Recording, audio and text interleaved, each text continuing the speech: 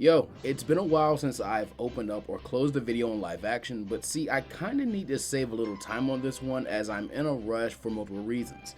See, today is Goku / Piccolo Day, so happy Goku / Piccolo Day to you. See, I'm rocking the perfect merch here. This is why I don't do live action recording. But also, it coincides with my graduation from college. It's actually gonna be 3 days after that. So, along with my initial ideas for this special, they were pretty wild and would have definitely made me have to split this into multiple parts and kind of make it its own what if kind of spin-off series, and I wasn't really prepared for that. So this one's gonna be a little more laid back and kind of just look at what this scenario and how it's always kind of been. Piccolo being the big brother, kind of the little brother who's always kind of logical in the situation and pulling everyone back and saying like, hey, let's kind of approach this more, to ground level. Pull back on what I was doing, but I am going to make sure that I get you guys some kind of way to read the original draft of the script from what I originally had, because it actually did seem kind of cute and pretty fun in the original ideas I had, and I'll have a screenshot of what the thumbnail was going to be for that and stuff like that. But the whole point of this is going to be, we're going to go through what GT was, because GT is really interesting in how it treats Goku and Piccolo and their relationship, and I think that's really interesting. And this universe is always about their relationship, so, always going to be fun.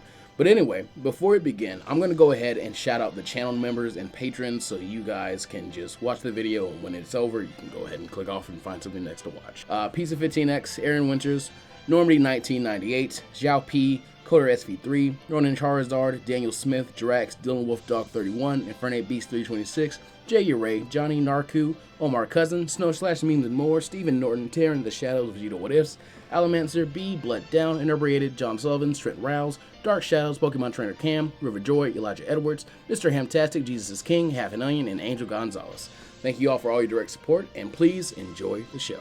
Our story this time requires a revisit to the events on Namek of all places, during the climactic battle between Son Goku and the Tyrant Frieza. With the Kaioken times 20, Goku is able to match the Reptilian Emperor in terms of power, though Ki is not the only factor in the fight, a fact that is most obvious to one member of the Namek expedition team, Piccolo. For some, Piccolo can see his brother's stamina waning, and so feels the need to help, though as he is now, he is in no fit state. Recognizing this, the remaining heroes gift Piccolo with their energy, while Nail takes it a step further, allowing his fellow Namekian to consume his very being, more than happy to give his life for family, especially when it means Piccolo will be able to save a member of his. With a base power level now of 4.5 million, Piccolo is able to assist in the battle with Frieza using its better grasp of Kaioken, though even combined, the brothers cannot stack up completely to their enemy, resulting in Piccolo giving his life by turning up the intensity of the divine technique far past where King Kai had ever intended, blazing crimson as he resists and deflects a supernova to buy Goku time to recover, just before falling forward with his very life force all spent up. And as the Namekian hero lays dying in his Saiyan brother's embrace, using the last of his breath to remind him that this is all for Gohan, a rage the likes of which Goku has never felt overtakes him, awakening the legend of the Super Saiyan.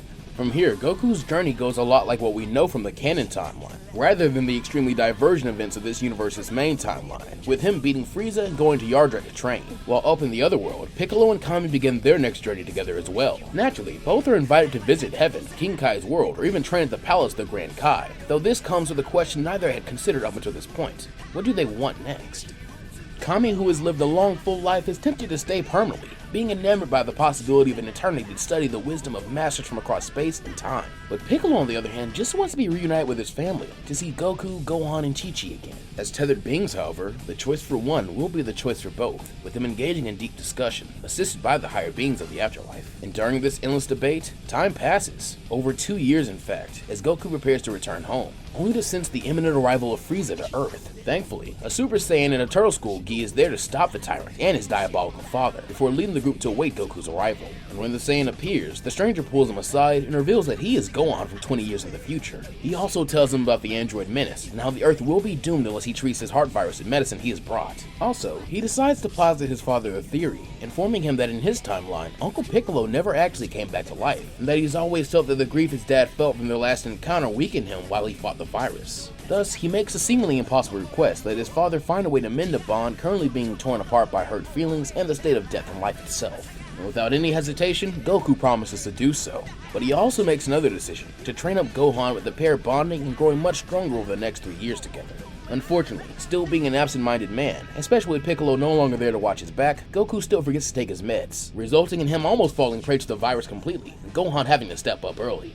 However, before the young hybrid can prove himself, future Gohan returns, causing Gero to flee, and the events to once again go much like canon, with 17 and 18 being awakened and the heroes suffering a catastrophic loss at their hands. Not long after this, another android emerges, that being the bio-android Cell, and this at last is enough to stoke Piccolo's ire from Otherworld, as he is horrified that something which is made from him might spell the death of everyone he loves. To this end, he contacts Kami, insisting they help, and graciously, the old Namekian accepts, saying that his young counterpart did indulge him all these years, giving up his own wishes, so it is only fair that he does the same now the Earth is at stake. Though he does add one caveat, that being he meant it when he said his time among the living is now done, so if Piccolo is to return, he will only go with him in spirit. Confused, Piccolo asks what he means, and with a coy smile, the Guardian replies that he will grant the young warrior his power just as Nail did, in the hope that he will be a worthy defender. With a gruff nod, Piccolo accepts this generous gift, then laying a hand on Kami's chest, absorbs the Namekian he looks to as a father. With this incredible power-up combined with the gains he has made through training here, contacting the new Grand Elder of Namek is child's play. And so, Piccolo is able to have him use Pronga to wish him back to life and send him to Earth just in time to combat Cell. However, unbeknownst to Piccolo, a third wish was also made on the dragon, a gift from the Namekian people, as thanks for all Piccolo, Nail, and the defenders of Earth did for them in their hour of need, to awaken his full potential beyond anything Elder Guru could ever hope to accomplish. With this further power-up and the divide between Kami and King Piccolo mended at last, Piccolo ascends into the power-awakened form from Superhero, which he aptly names True Super Namekian in honor of his brother's Super Saiyan state. Speaking of Goku, he has made a full recovery, and so after meeting up with Piccolo and Gohan, he leads the charge to track down Cell, as he is made up of familiar keys. After this, an era of peace begins, with Piccolo not accepting the guardianship unlike the main timeline, and instead moving back in with Goku while Dende and Cargo are brought to Earth as co-guardians. Unfortunately, not everything is as peaceful as it should be, with tensions rising between Piccolo and Goku from time to time surrounding the Saiyan's immaturity and lack of concern for his family's needs. As a result, following a great Saiyan man who would likely have a more stoic Kamen Rider-esque feel here in World Tournament Saga much like the ones we saw in canon, we are met by Majin Piccolo, whose grudge against his brother has festered into something sinister. This in turn leads to a fight between brothers, with the energy release being more than enough to awaken Buu and give a boost on top of that. And seeing the error of his ways, Piccolo breaks free of Babidi's control and attempts to sacrifice himself to atone once again. But in a stern voice, Goku states that he will not lose his brother a second time, knocking him out and following Shin to the sacred world of the Kais. Here, the Saiyans and Piccolo begin training with the Z-Sword, hoping it will be enough to defeat Buu, but after Goku accidentally sits on it and cracks the blade in half, they are instead met by the other Kai. Initially, he offers them something far more impressive, an awakening ritual which Piccolo accepts. Though with the huff, the old Kai tells the Namekian he's already had it done by someone else, so he can just borrow his Patara earrings instead. Eagerly, Goku says with those they don't need a ritual, and sharing his brother's sentiments, Piccolo tells him to bring them back to Earth, so they can finish Buu off right now. And after putting their earrings on, are flung together to make a new fused fighter, Gokolo. With his vastly increased power, Gokolo is more than a match for Buu, discovering many things, like Super Saiyan Kaioken and even Super Saiyan 3, and using them to blow him away, though not before the Goku in him makes a whispered wish that Buu return one day as a good guy so they can fight again. And so, it is 5, or if you're a Funimation dub watcher, 10 years later that Goku gets his wish, as Beerus never awoke, and the events of what we traditionally know as Super never transpired as in the main timeline. This is the first time he and Piccolo have seen many of their friends since the defeat of Buu, with them all assembling for the World Martial Arts Tournament at Goku's insistence. Here, Goku finds himself paired up against a boy named Oob, who is all the Saiyan could want and more, with him soon deciding to train him. However, in this timeline, he does not leave, as with a stern growl, Piccolo insisted that the boys to be trained. They train him together. Acquiescing, Goku instead brings Oob back to Mount Paozu, where he and Piccolo begin their mentorship with the child.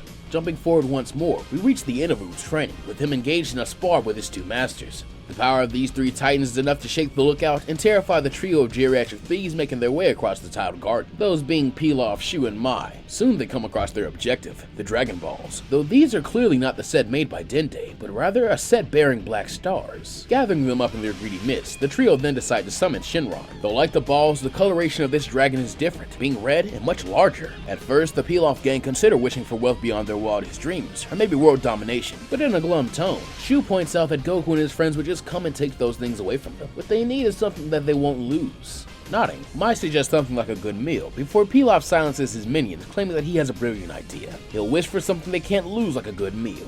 Hearing this, the strange red Shinron's eyes flash, as before the trio materializes 3 cups of steaming instant ramen. Grinning that this is perfect as they won't need to put their dentures in to eat it, the Pilaf gang begins slurping up their prize. That is, until a gruff voice from behind them demands to know what's going on.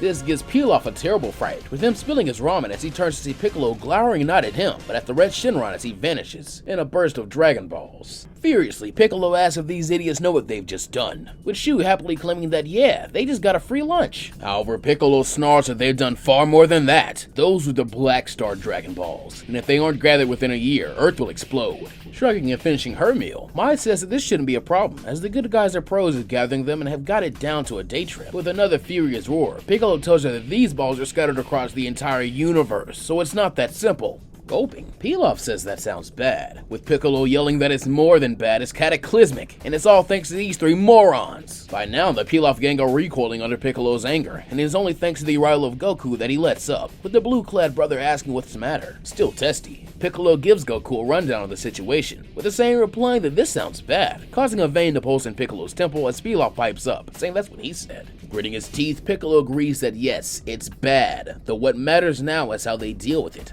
suggesting that the two of them and Oob can head off into space to find the Black Star Dragon Balls. Shrugging, Goku calls this a waste of their time if he's honest, since then, Earth would be missing its strongest defenders, suggesting instead that they use this as an opportunity to test Oob. Piccolo can certainly see the logic of this, though to be prudent, he also wants Goten to go, having never grown up in Trunks' shadow, and instead having had Piccolo and Goku as mentors from birth. Goten is a more stoic warrior, having his father's outgoing nature but his uncle's respect for discipline. As a result, he is more than willing to take part in the quest to save Earth, though he is not the only one, as when everyone is gathered to explain the situation, Gohan's daughter Pan exclaims that if her rival Oob is going, so is she. In his placid and good-natured way, Oob smiles gratefully, thanking the girl for her assistance, while Goten warns his niece that while he won't stop her from coming, he's not going to carry her either, so she better be sure she's up for this. Pouting, Pan declares that she's not a little kid, and she can look after herself. The truth of this statement is tested about a day after blasting off, when the three heroes of the Grand Tour find themselves stranded on the planet of Imecka. Having run afoul of the planet's tyrannical overlord Don Ki, they are confronted by his bodyguard, the mercenary Legic. Instinctively, Oob and Goten tell Pan to stay back while they confront this villain, but refusing to be cast aside, similar to how in her mind Grandpa Goku and Unky Piccolo cast her aside for Oob. She charges headlong into battle, revealing the full extent of her strength as a Super Saiyan. The power of the legend born anew with all the fruits of Gohan's higher potential in this timeline, crossed with having such a powerful human mother as this version of Adele/Saiyaman 2, who'd likely be trained by Piccolo and Goku as well, we'd actually have an incredibly strong version of GT Pan in this timeline, making this too much for the mercenary, allowing our heroes to escape even if Pan is insufferably smug for the next several days. Despite this, the trio are a good team, acquiring their first Dragon Ball from a giant's tooth before visiting a planet where Oob is forced to become a monster's bride.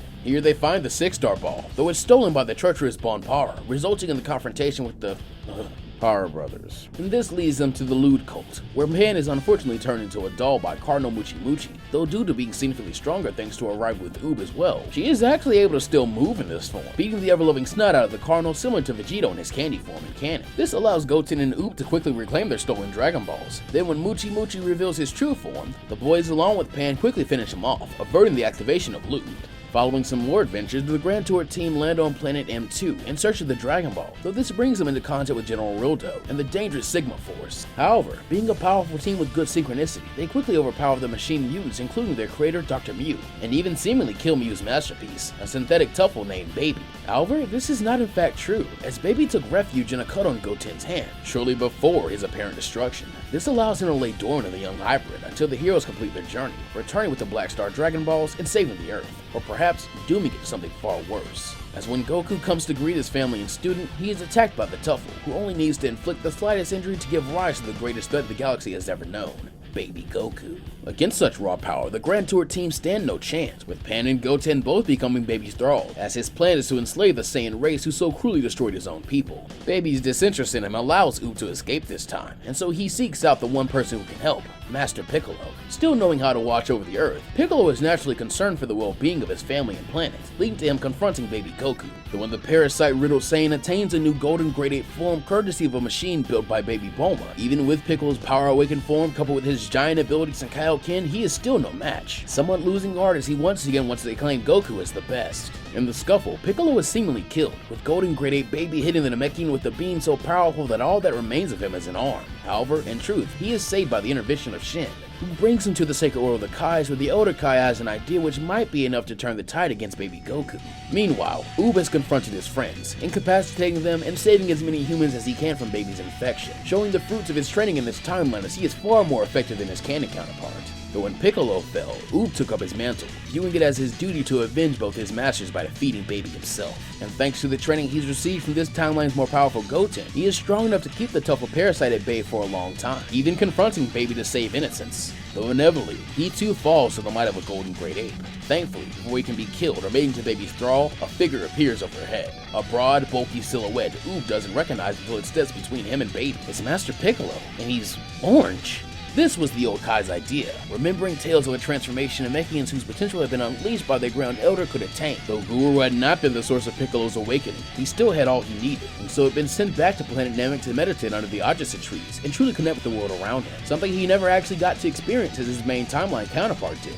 Being no stranger to meditation and having his family ties to keep him grounded and connected to the world, Piccolo had easily been able to awaken this form, and with Shin's help again, had been able to return to Earth to finally put things right.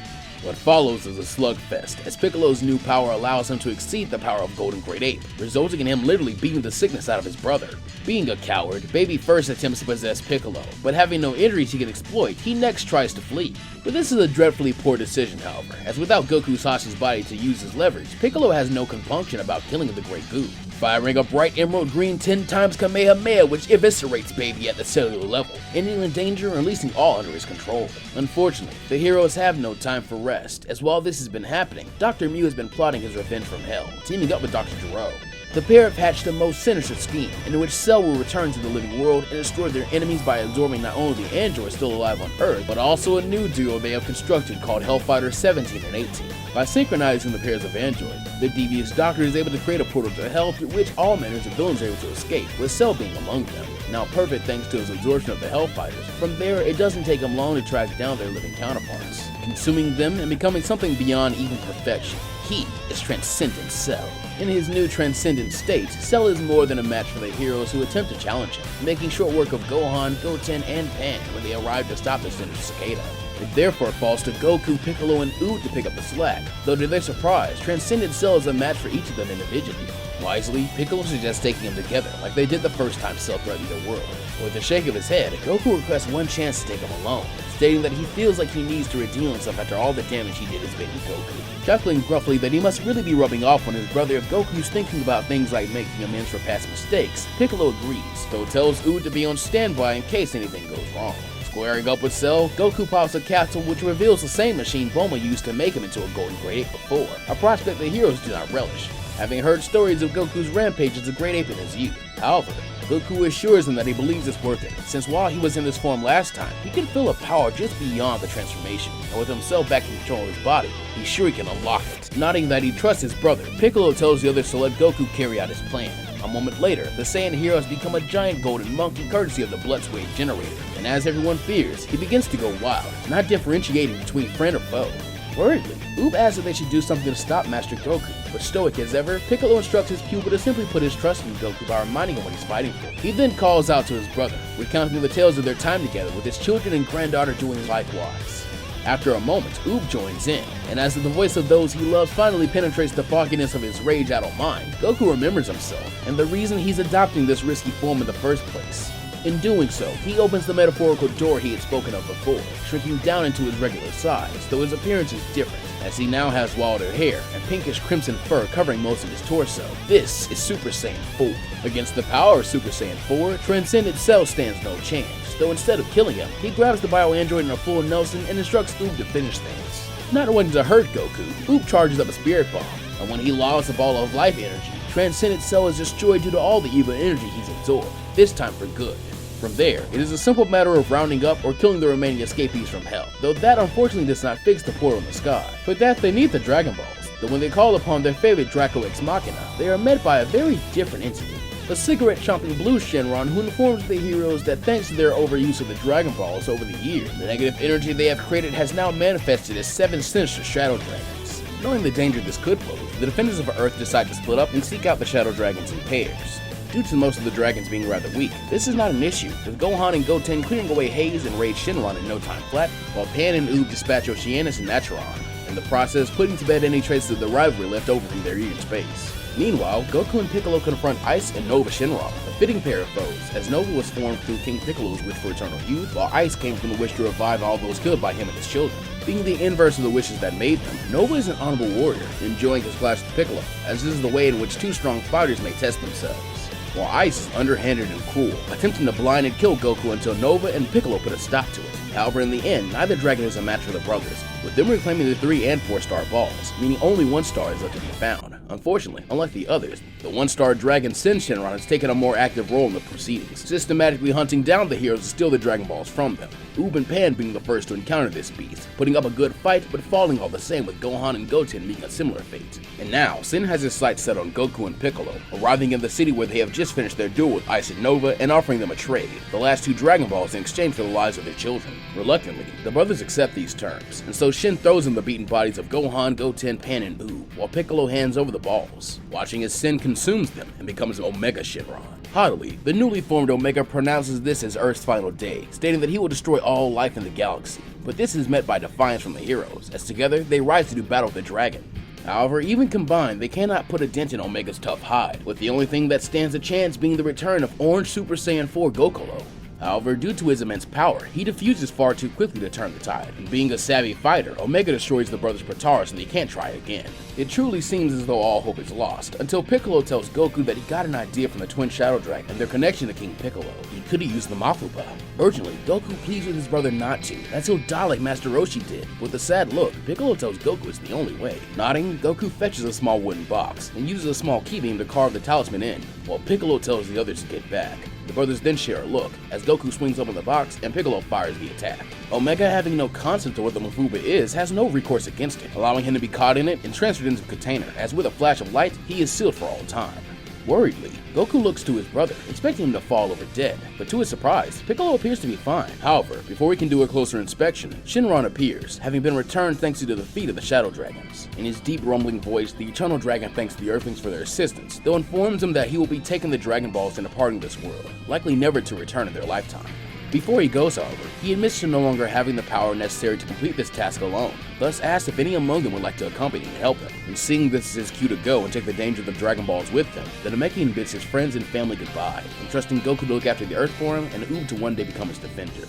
Though there are a lot of tears and pushback, Piccolo cheerfully says that he's always made the hard sacrifices so his loved ones could take it easy, and that this is simply the ultimate expression of that. So in return, he's asking for everyone to go lead rich and fulfilling lives. He then climbs onto Shinron's back, taking the box containing Omega with him, and as the Great Green Goliath sets off into the sky, the heroes think back fondly on all the adventures they have had together. Over 100 years later, on a sunny spring day, the 64th World Martial Arts Tournament is taking place. Pan and Noob, as the last remaining members of the Dragon Team, cheer on their great-grandson, Goku Jr., who is locked in combat with Cargo's grandson, a young Namekian boy called Piccolo Sandai, or Piccolo III. And despite the youth of the combatants, it is truly an engrossing match, with neither fighter giving an inch and actually utilizing forms their ancestors discovered. A fact which pleases one particular spectator, Piccolo, who watches from the back of the stands. Hearing one of his approving grunts, Oob looks back, amazed to see his old mentor unchanged from the day he left, but when he urges Pan to look as well, the Namekian is already gone. Outside the arena, Piccolo passes through the throngs of people, all safe and happy thanks to the efforts he and the other heroes put in. Stopping at the entryway to the complex, he sees a statue depicting himself and Goku, surrounded by all their friends and family, and as he looks up at the image of his brother, Piccolo lets out a smile before departing this world permanently to rejoin them, immensely pleased that in the end, he was successful in forging a path all his own. So this Plus Ultra fam is where the What If Piccolo Jr. Turned Good early GT special ends.